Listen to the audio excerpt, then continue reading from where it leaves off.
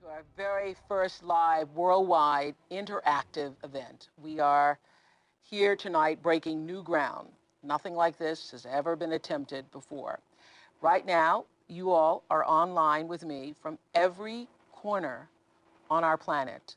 Places like Albania, Bolivia, Cambodia, Ecuador, Finland, Hong Kong, China, India, Zimbabwe, Australia, Canada, the UK, and the rest of Europe, along with, of course, all 50 states here in our United States of America.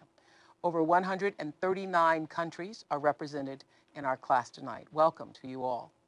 So I want to get started. This is the most exciting thing I've ever done. I've done a lot of things in my life, but I am most proud of the fact that all of you have joined us in this global community to talk about what I believe is one of the most important subjects and presented by one of the most important books of our time, A New Earth, Awakening to Your Life's Purpose. I don't think there's anything more important than awakening and also knowing what your purpose is.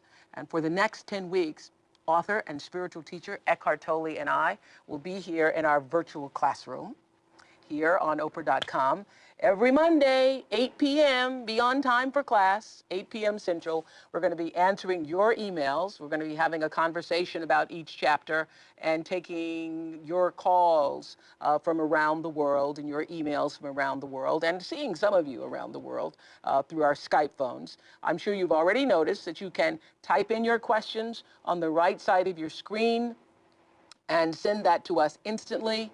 And we will, we have a whole team of people here who are ready, but waiting, standing by to take your calls and emails. And of course, I'm honored to introduce the author of this great book, A New Earth, Awakening to Your Life's Purpose, Eckhart Tolle. Thank you. Yeah. Good to be here. How exciting is this? Yeah. It's very good.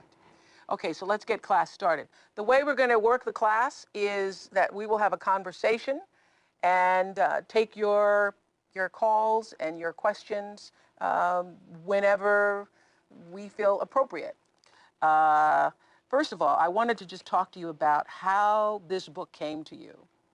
I was introduced to this book several months ago when I was interviewing Eckhart Tolle on this of it, and began to recognize that stillness within yourself. Yes.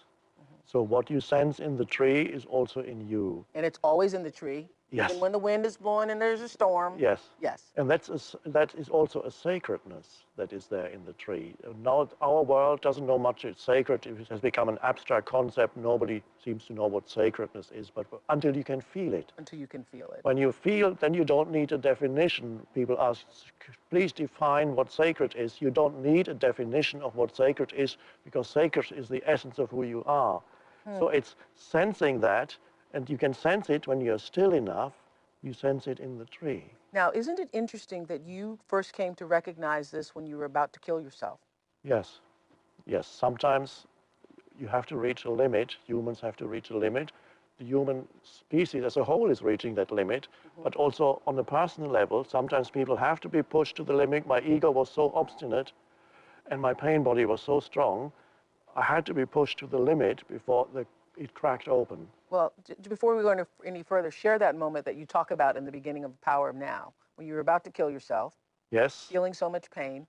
Dreadful suffering at night. I would often wake up in extreme feeling of dread and fear, consumed by dread and fear. The whole world seemed alien. And I saw the thought one night, I woke up again, the thought came, I can't live with myself any longer. I just can't live with myself any longer. It's so painful.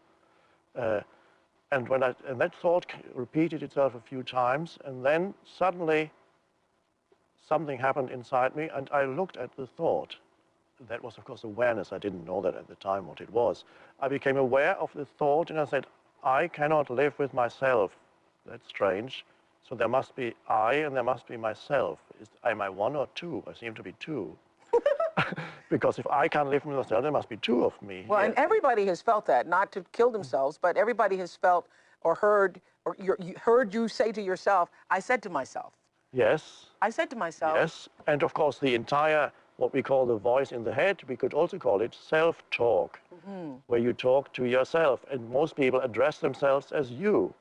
So the voice is, you shouldn't have done that, or you should better. Yes. So there's a separation inside human beings, which is the essence of ego. Right. That here's an image of who I think I am, and then there's a me, and Okay. they get mixed up together. Okay, I'm sorry I interrupted you with that thought, though. But you getting ready to kill yourself, said, "I can't live with myself any longer." Yes. Said that several times in your mind. And then I became aware of the structure of the sentence, and said, if that's the case, then who is the self that I cannot live with, and who am I? Wow. And at that moment, a separation happened completely between the essential I, which is the essential consciousness that I am beyond past and future, the eternal stillness, but awake stillness, and all my thought processes, which were ego, it was all my thought processes that had created the dreadful suffering. The mind-created entity, the unhappy me, was continuously fed by my thinking. It consisted of thinking. A stream of thinking. So did you decide that night, I guess I'll wait to see if I will kill myself? No. Yeah.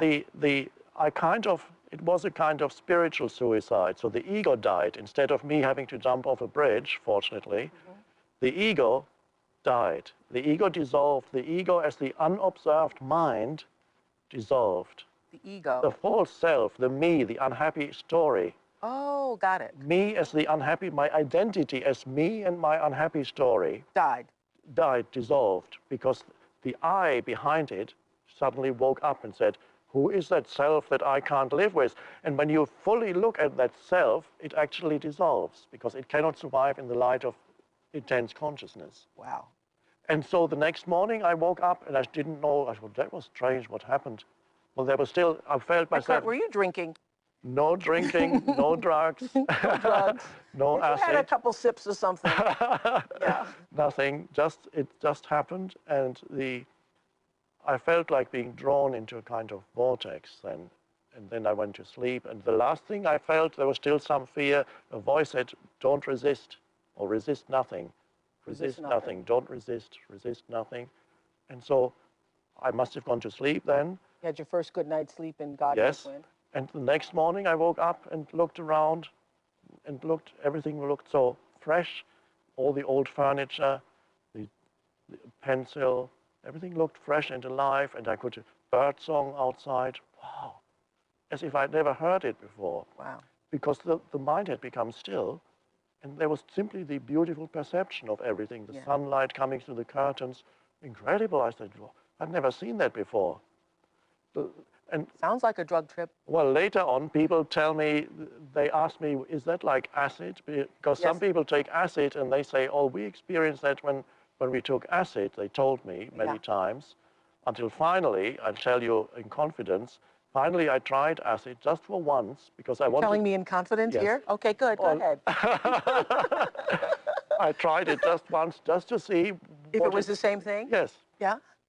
It's not quite the same thing, because what I experienced was much more subtle and beautiful. The acid I experienced as almost a violent thing, where violently the sense perceptions become so magnified that there was no room for thinking anymore.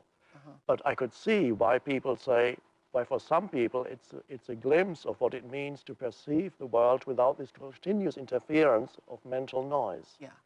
But I your trip without acid was better. Much better. Yeah. Oh, I was. Well, part of what you're describing is what I came close to that when I decided to go outside without naming things or labeling things. Is what I was describing earlier, walking through the park, walking around, you know, my house, which is like a park, and everything was like vibrating, and it was the colors and everything. The sense perception was very different because I wasn't in my mind thinking about it. I was just there to experience it. So that's how you get to that place. That's right. So when you're no longer there when you walk through your garden in that or wherever in and nature. You're not naming every flower. You're not naming, and also you're not carrying the burden of a heavy me, a personality, a person with its problems, with its past, with its future. You're not thinking. No. about anything. So you are basically, you become a conscious presence perceiving the beauty around you. Yeah, it's fascinating. Well, okay, we do have an email now.